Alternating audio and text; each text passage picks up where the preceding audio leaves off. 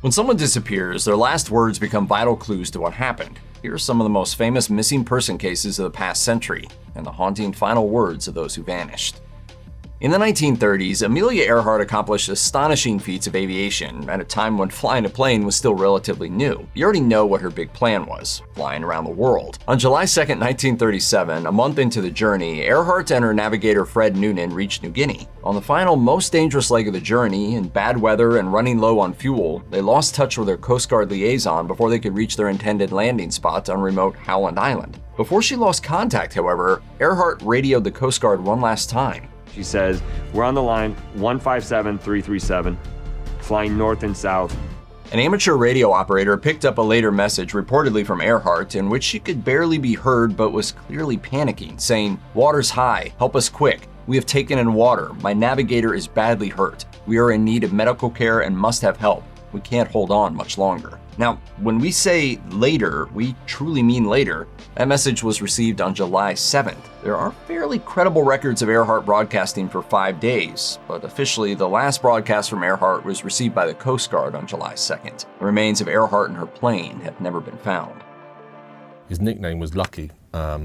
Lucky Lucan is an ironic nickname. John Bingham was better known by his title, Lord Lucan. As the 7th Earl of Lucan, he attended England's finest schools, raced pricey cars, tended to his horses, and was apparently so debonair he was considered to play James Bond in the mid-1960s. Over the past 50 years, Lord Lucan has become infamous for his alleged part in a murder and his subsequent disappearance. On the evening of November 7, 1974, Lady Lucan popped up in a London pub covered in blood and yelling that she'd run away from her former husband, who was trying to murder her, after she'd discovered that he'd murdered their children's nanny, Sandra Rivet. Police found the murder weapon, a lead pipe, and a bag along with Rivet's remains. Lord Lucan, meanwhile, fled the scene of the crime. According to a 1975 report filed in East Sussex, he showed up the next morning at the home of his friends Ian and Susan Maxwell Scott. Susan told detectives that she and Lucan spoke briefly on the porch, after which he kissed her on the cheek and said, "Goodbye, Susie. Thank you." A couple days later, Lucan's car was found about a half hour away by the ports of New Haven. Lord Lucan had vanished.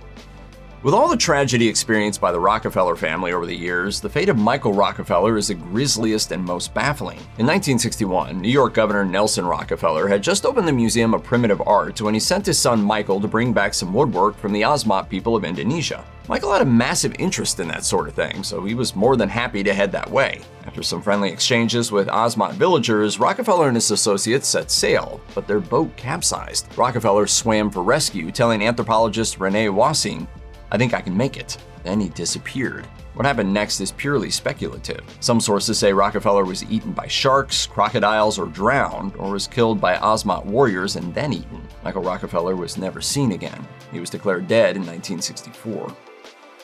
He's often called to don the helmet and goggles, climb aboard his Fokker, and duel to the death for the cameras.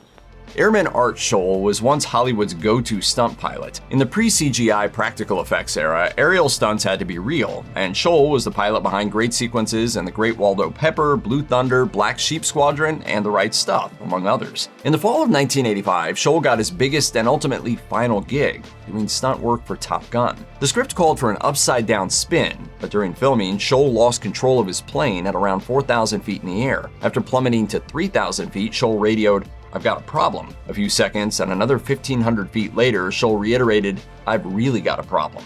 Scholl's plane crashed into the Pacific Ocean 5 miles off the coast of California. Search and rescue teams hunted for him for a full day but found no trace of the pilot or his aircraft. Top Gun is dedicated to his memory.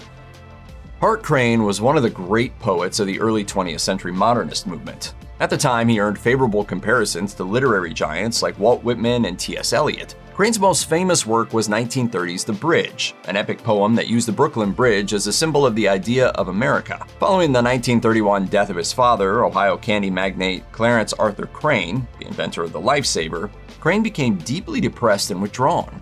Every once in a while he would say, "My father was a millionaire. Who was your father?"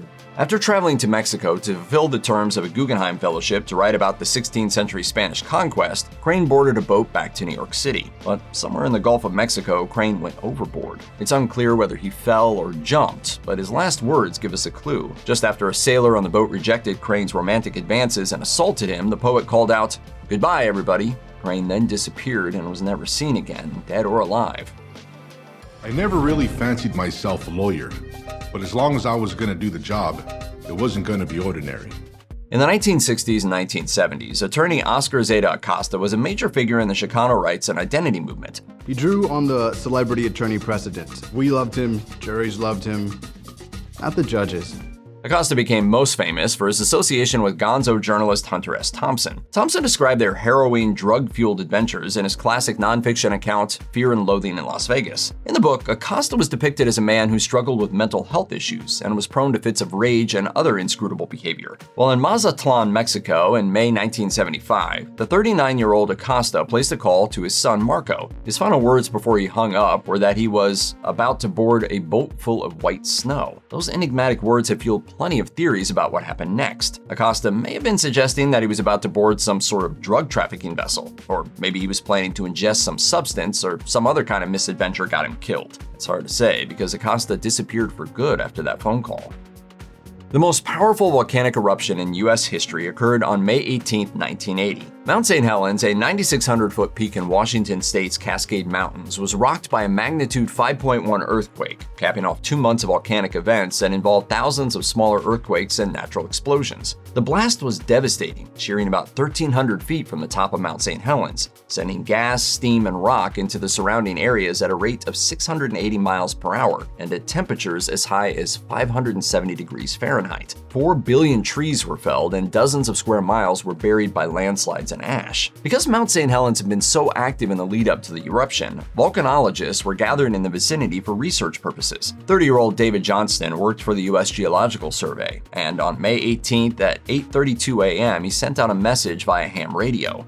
Vancouver, Vancouver, this is it.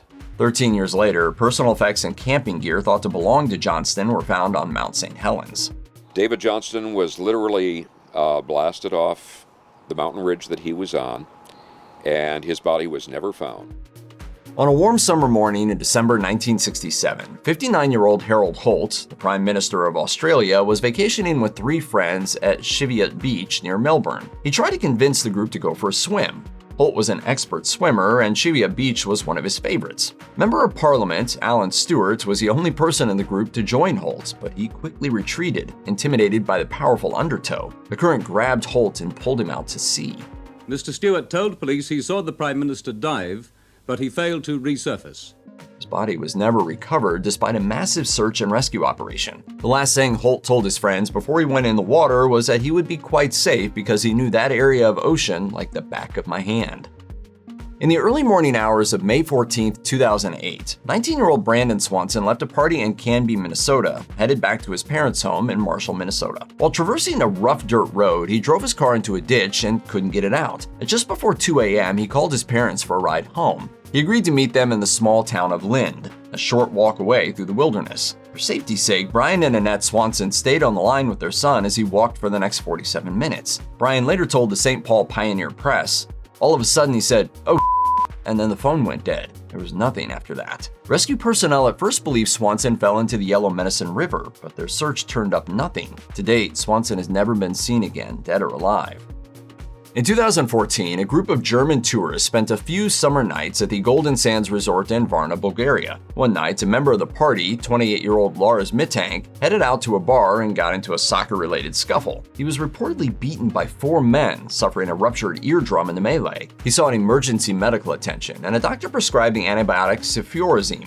Because of his ruptured eardrum, the doctor forbade Mittank from flying home with his friends on their July 7th flight. Left behind, Mittank became paranoid, frantically calling his mother in Germany, claiming that he was being followed by drug-seeking strangers. She booked her son a flight home, and Mittank headed to the Varna airport, but he went to the medical office instead of getting on the plane. Growing increasingly agitated, Mittank reportedly told the attending physician, "I don't want to die here. I have to get out of here." Then he ran, leaving behind his phone and luggage. Airport security cameras captured Mittank sprinting out of the building and climbing over a fence. After that, he was never seen in Germany or Bulgaria again. There are many theories as to what really happened to Mittank. Although it's rare, cefuroxime can trigger psychosis, or he may have been experiencing a mental health episode as a result of the head trauma sustained in the bar fight.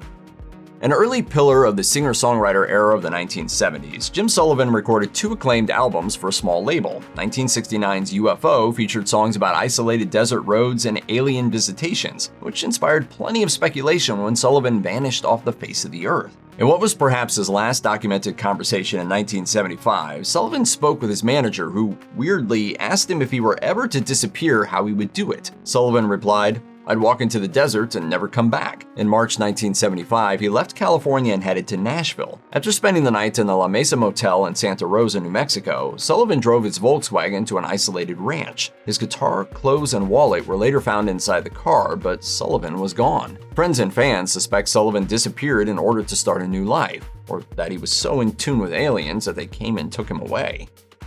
As a kid actor in the 1990s and 2000s, Joe Pichler carved out a modest career with roles in movies and episodic television series. He appeared in episodes of Touched by an Angel, Lois and Clark, The New Adventures of Superman, and In the House, and showed up in the movies Varsity Blues and Music from Another Room. His best-known work was playing Brennan Newton in 2 direct-to-video installments of the Beethoven movies. Pichler's last appearance was in the 2002 film Children on Their Birthdays. In January 2006, a few weeks before his 19th birthday, Pichler took his wallet and car keys and left his Bremerton, Washington apartment. He left all the lights on as if he'd be coming right back. But 4 days later, local police found Pichler's car near the Port Madison Narrows, leading them to suspect that he jumped off a bridge. No evidence of Pichler's whereabouts has ever been found. He left a note in his car expressing his wish to be a stronger brother to his siblings and asking that his belongings go to his younger brother.